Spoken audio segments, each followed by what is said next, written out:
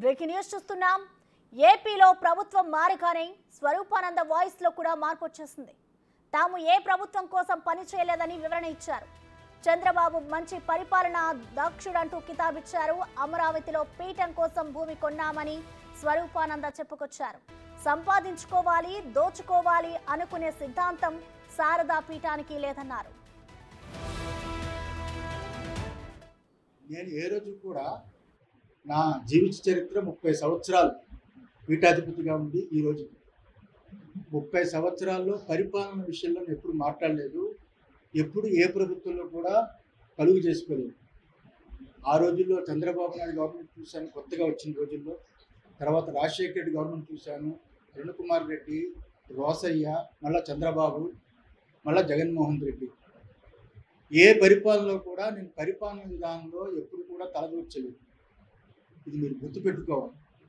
నేను దేవాదాయ ధర్మాదాయ శాఖ టీటీడీ వరకే పరిమితమై, ముఖ్యంగా ముహూర్తాలు, నాకు అదృష్టమో దురదృష్టమో తెలియదు, కానీ తెలిసిన దాన్ని ఉన్నది ఉన్నట్టుగా డైరెక్ట్గా చెప్పడం అలవాటు.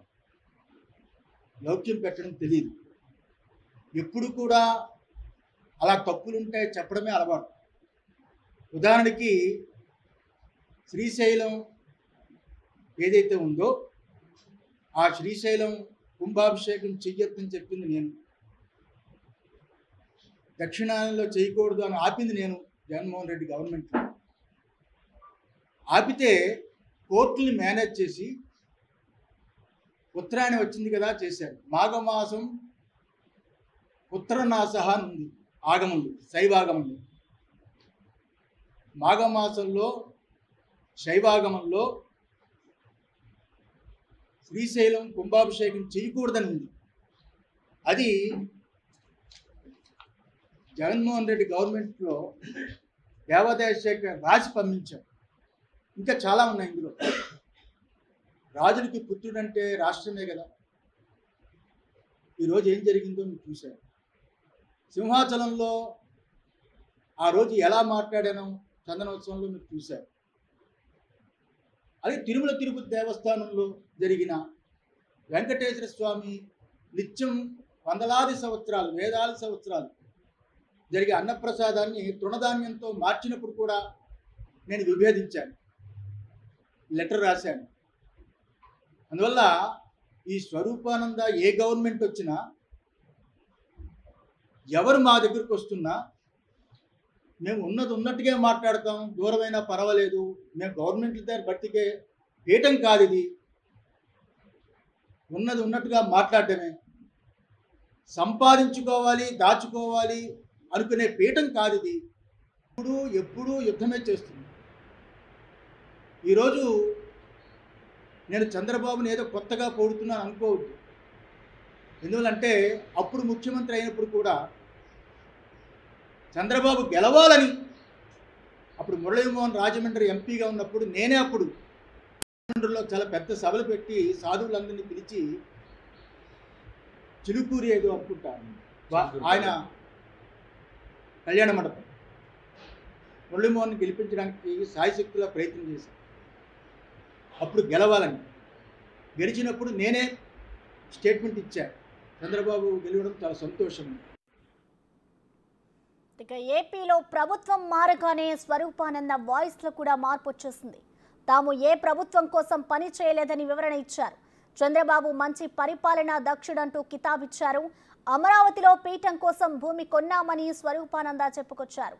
సంపాదించుకోవాలి, దోచుకోవాలి అని అనుకునే సిద్ధాంతం శారదా పీఠానికి లేదన్నారు. ఇక ఈయన చేసిన వ్యాఖ్యలకి సంబంధించిన మరింత సమాచారం వైజాగ్ నుంచి మా ప్రతినిధి రాజు లైవ్ లో అందిస్తారు. రాజు, చెప్పండి, స్వరూపానంద చేసిన వ్యాఖ్యలను ఏ విధంగా చూడాలి? ఇప్పుడు చంద్రబాబు అధికారంలోకి వచ్చిన తర్వాత ఇటు జగన్ పై విమర్శలు గుప్పిస్తున్నారు, ఎలా చూడాలంటారు రాజు? ఇది 5 సంవత్సరాలు కాదు, గత 7 సంవత్సరాల నుంచి కూడా వైసీపీ పార్టీకి వైసీపీ ప్రభుత్వానికి అనుకూలంగా స్వామి స్వరూపానంద సరస్వతి అనుకూలంగా ఉంటూ వచ్చినటువంటి పరిస్థితి అయితే మనం చూస్తున్నాం. ఎందుకంటే జగన్మోహన్ రెడ్డి పాదయాత్ర చేసినటువంటి సమయంలో, అదేవిధంగా ప్రతిపక్ష నేతగా ఉన్నటువంటి సమయంలో కూడా అనేక సార్లు యాగాలు చేశారు. అదేవిధంగా పీఠానికి వెళ్ళి ఆ స్వరూపానందందరిని దర్శించుకున్నటువంటి పరిస్థితి అయితే ఉంది. ఒక క్రిస్టియన్గా ఉన్నటువంటి జగన్మోహన్ రెడ్డి ఆ స్వరూపానంద సరస్వతి చెప్పినటువంటి యాగాలు చేయడంతో పాటుగా అనేక పుణ్యక్షేత్రాలు కూడా తిరిగినటువంటి పరిస్థితి అయితే మనం గతంలో చూసాం. తర్వాత వైసీపీ ప్రభుత్వం ఏర్పడిన తర్వాత ఏ పని చేయాలన్నా, వాటికి ముహూర్తాలు ఖరారు చేయాలన్నా కూడా ముఖ్యంగా స్వరూపానంద ఆయన అభిప్రాయం లేకుండా, ఆయనకి ఆలోచన లేకుండా జగన్ ఏ పని చేస్తూ వచ్చినటువంటి పరిస్థితి అయితే లేదు. కానీ ఒక్కసారిగా అంటే 5 సంవత్సరాలు ఇదే విధానం కొనసాగింది. ఈ విధానంలోనే స్వరూపానంద సరస్వతి అటు జగన్మోహన్ రెడ్డి కూడా అనుకూలమైనటువంటి ప్రకటనలు చేయడం, పీఠానికి సంబంధించి ఏ కార్యక్రమం జరిగినా కూడా శారదా పీఠానికి అటు జగన్మోహన్ రెడ్డిని అక్కడికి పిలవడం, ప్రత్యేకమైనటువంటి ఆహ్వానితులుగా ఆ కార్యక్రమాలు చేయడం జరిగినటువంటి పరిస్థితి అయితే ఉంది. అయితే ప్రభుత్వం మారిన వెంటనే ఒక్కసారిగా స్వరూపానంద స్వరం కూడా మారినట్లుగా కనిపిస్తుంది. ఇప్పుడు అటు కేంద్రంలో మోడీ 3వ సారి అధికారంలోకి వచ్చారు. ముఖ్యంగా రాష్ట్రంలో చంద్రబాబు అధికారంలోకి వచ్చినటువంటి పరిస్థితి ఉంది. వీళ్ళని అభినందిస్తున్నాను. ఉత్తరాంధ్రకు సంబంధించి రామ్మోహన్ నాయుడు కేంద్ర మంత్రిగా బాధ్యతలు చేపట్టారు. ఆయన కూడా ఇది ఆనందించదగ్గ విషయం. కానీ నేను ఇప్పుడు కొత్తగా చంద్రబాబును పొగుడుతున్నటువంటి పరిస్థితి లేదు. చాలామంది నేను చంద్రబాబుని పొగుడుతున్నాను అనుకుంటున్నారు. అలాంటి అవసరం నాకు లేదు. ఎందుకంటే సంపాదించుకోవడానికో లేకపోతే దాచుకోవడానికో మా సిద్ధాంతం కాదు. ఈ పీఠానికి, శారదా పీఠానికి అలాంటి అవసరం అయితే లేదు. ఏ ప్రభుత్వం వచ్చినా కూడా శారదా పీఠంతో పాటుగా మేము అందరికీ అనుకూలంగా ఉంటాం. ఎందుకంటే ఆధ్యాత్మికతను మేము ప్రచారం చేసే వాళ్ళమే. ఇప్పటికే అమరావతిలో ఒక పీఠం ఏర్పాటు చేయడానికి భూమిని కూడా కొనుగోలు చేశానని స్వామి స్వరూపానంద వ్యాఖ్యలు చేసినటువంటి పరిస్థితి ఉంది. ఇప్పటికే అనేక మంది దాదాపుగా 7 రాష్ట్రాలకు సంబంధించినటువంటి గవర్నర్లు ఈ పీఠానికి వచ్చినటువంటి పరిస్థితి అయితే ఉంది. అదేవిధంగా వివిధ రాష్ట్రాల ముఖ్యమంత్రులు కూడా వచ్చారు. ఇప్పుడు కొత్తగా నేను చంద్రబాబు మీద ప్రేమ కురిపించడమో, చంద్రబాబుకు అనుకూలంగా మాట్లాడడమో చేయాల్సినటువంటి పరిస్థితి అయితే లేదు. ప్రభుత్వం మారింది కాబట్టి నా వెర్షన్ అయితే మారే అవకాశం అయితే లేదు. అటు తిరుపతి దేవస్థానం విషయంలో కానీ, అక్కడ లడ్డూ ప్రసాదాల విషయంలో కానీ, ముఖ్యంగా సింహాచలం లక్ష్మీ నరసింహస్వామి సంబంధించినటువంటి ఆలయానికి సంబంధించినటువంటి విషయాల్లో కానీ నేను తరచూ విమర్శలు చేస్తూనే ఉన్నాను. వైసీపీ ప్రభుత్వం చేసినటువంటి ప్రభుత్వానికి వ్యతిరేకంగా నేను విమర్శలు చేస్తూనే ఉన్నాను. కానీ ఇప్పుడు కొత్తగా నేను చంద్రబాబు ప్రభుత్వం అధికారం చేపట్టింది కాబట్టి చంద్రబాబు నేను పొగుడుతున్నాను, చంద్రబాబుకి అనుకూలంగా మాట్లాడుతున్నాను. అనేక మంది విమర్శలు చేస్తున్నారు, వ్యాఖ్యలు చేస్తున్నటువంటి పరిస్థితి అయితే తప్పు.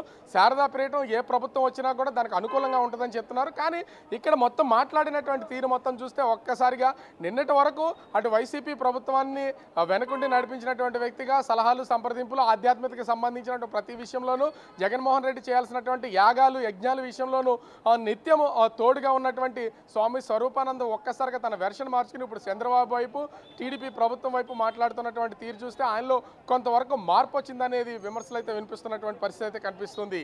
Prasanna. Right, thank you Raju.